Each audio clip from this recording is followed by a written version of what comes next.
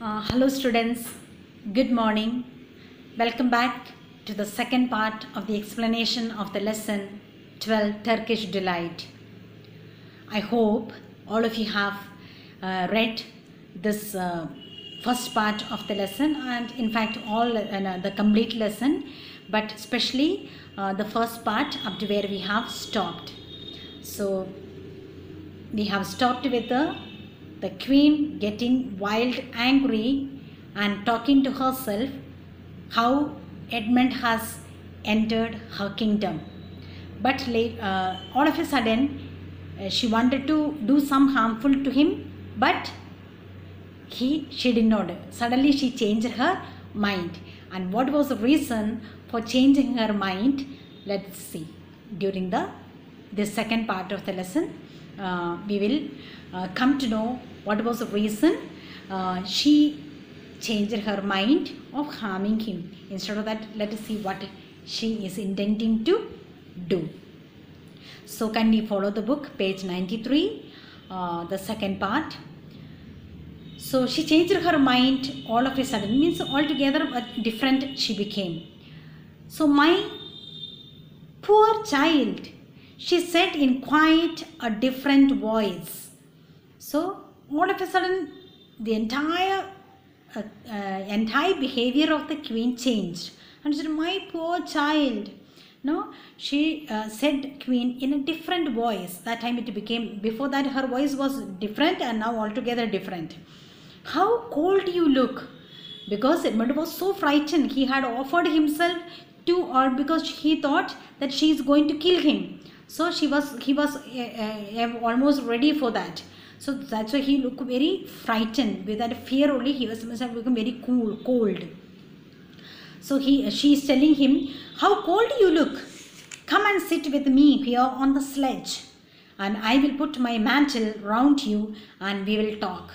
Now the queen was sitting on a sledge. Sledge is a vehicle pulled by animals. Altogether it is a dream world, means like a magical world. All those things which happens over there is also magical. So she was sitting on that sledge. So and she said, come closer to me. You can come sit on near my sledge and I will put my mantle. Mantle is a loose sleeveless cloak usually king and a queen and princess usually wear. Long cloak, no, so kind of cloth like almost touching to the ground or lying on the ground, and it's an outer cover like. So she told, I will cover you with that mantle and we will talk. Edmund did not like this arrangement but he dared not to disobey.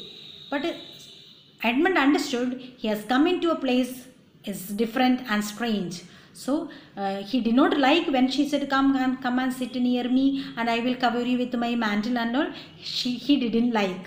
But all this, at the same time he was very frightened. So he did not want to disobey. He stepped onto the sledge and sat at her feet. Now that picture is there in your book where he is sitting and where the queen is sitting. So the queen is looking so beautiful. Cannot make out she is like a wicked lady, wicked queen. And she just sat near her feet and she put a fold of her fur mantle around him and tucked it well. So as he sat, tucked it well means just nicely covered. No, wherever it was open, he tucked and kept, nicely fixed it. That is known as like a tucked. So kept him very comfortable. Perhaps something hot to drink. Now queen already has read the mind of altogether this boy is very frightened. So in order to pacify or not to make up, the queen asked, would you like to have something to drink, something hot? Said the queen, should you like that? So would you like to have that? Yes, please, your majesty, said Edmund. So very politely, very respectfully he said, yes, your majesty.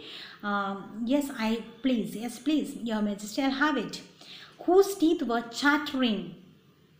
And with the shiver, no, when we are very, very cold or when we are very frightened, we chatter our teeth, means it keep on clicking a kind of sound. No, when we are very cold, what happens? This way one kind of sound comes from our mouth. Chattering, making a clicking sound of the teeth. No, it get touched both, and it goes on making noise without even we become, and without our attempt it happens when it is very cold, when we are under fear. And that is what happening to this poor boy. The queen took from somewhere among her wrappings a very small bottle which looked as if it were made of copper. Now, after asking, what did the queen do? The queen took out something somewhere among her wrappings. Wrappings means her, and she had her clothes, or that she had a mantle, and from there she has removed one something wrapping, a very small bottle, and which was looking like made of copper. Like a small, it's there in the in the hand of Edmund in the picture. Then, holding out her arm, just keeping that thing like in her hand, she would just hold out like this, and she let one drop fall from it on the snow. You know that a sledge is a vehicle that is pulled on a snow place. No, that's it. And she is sitting on the where the snow is. So snow beside has just she put it near on the top of the snow. Edmund saw the drop for a second in mid-air, shining like a diamond. So he saw that drop in the mid-air. She poured like this, and in the mid-air, as before it getting into the snow, he saw it was looking like a diamond. But the moment it touched the snow, there was a hissing sound, and there stood a jeweled cup full of something that steamed. After all, magical land. Everything that will happen is a magical thing. So as the drop fell, a hissing sound. Hissing sound is like see, when if at all you noticed, when your mothers are in the kitchen, they'll be putting a pan and they try to put oil, and after putting oil, something else like a onion or a cut onion or something, you get a hissing sound.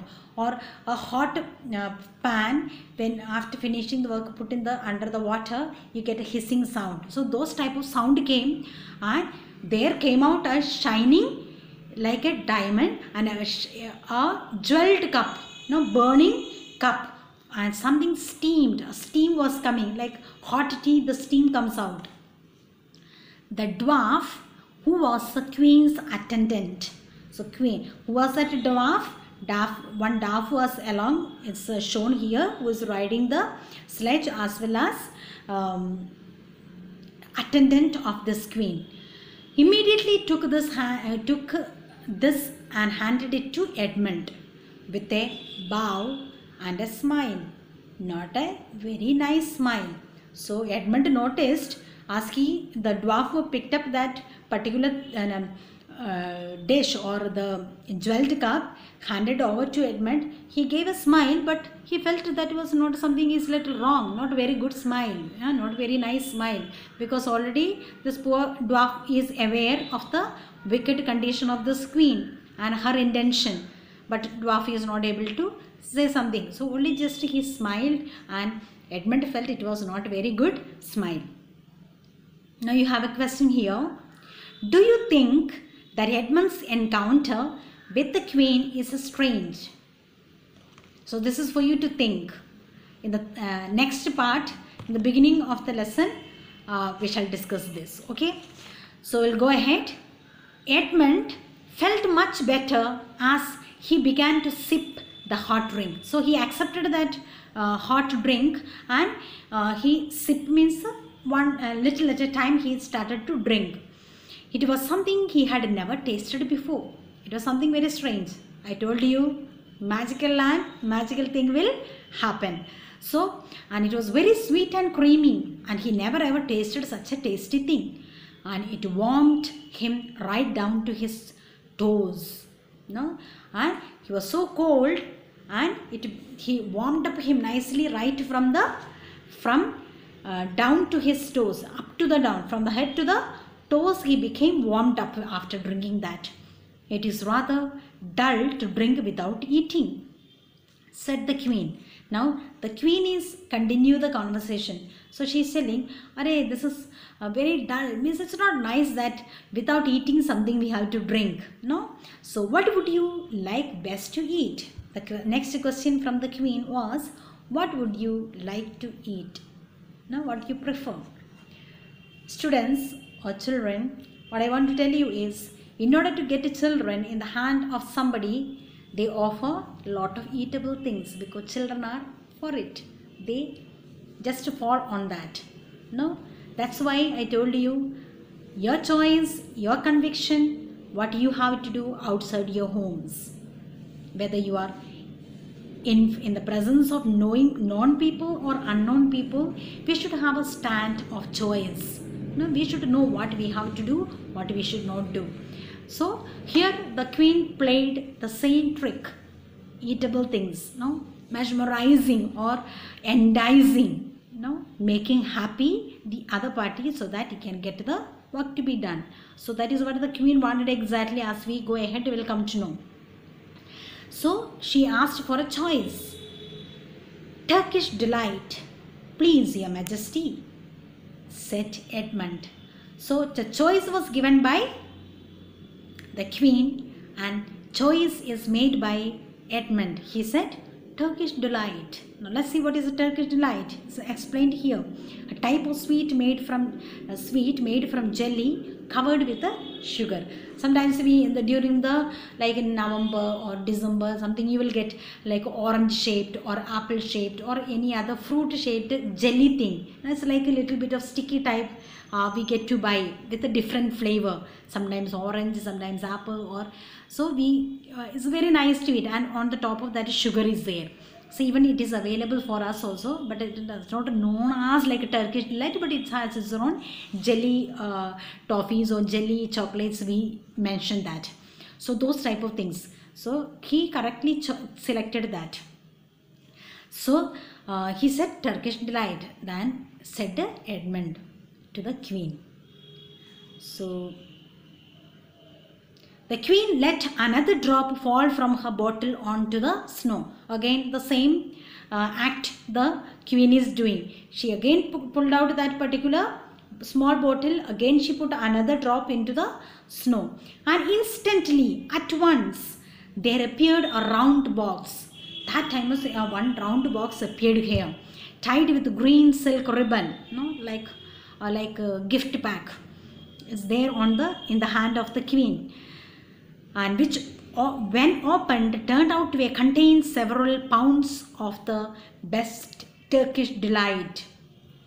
When it is opened, there are so many different categories, and one best Turkish delight was there. Each piece was sweet and light to the very center, and Edmund had never tasted anything. Everything is magical, so normal thing also will taste a better way. No, that is what happened here. So every piece was so tasty for Edmund and more delicious, very tasty. He was quite warm now and very comfortable. By the time he became very warm, and at the same time he became very comfortable after he finished, his stomach is full, his cool, he became warm, cold, everything is gone away, and he is quite comfortable in the presence of the queen. Means to say, the queen has already took him into her hand. That is what happened here. So again, I'm stopped here. We'll have another part for the next part of this. One more part we'll have. That is a third part. Before that, once again the question is here for you to reflect. Do you think that Edmund's encounter with the queen is strange? Please think about it. By the time, please go through this up to this page 94. Read it many times, underline the difficult words, and write the word meanings in your copy as I told you earlier. So keep reading. We'll see you in the next class, the third part of the lesson. Thank you.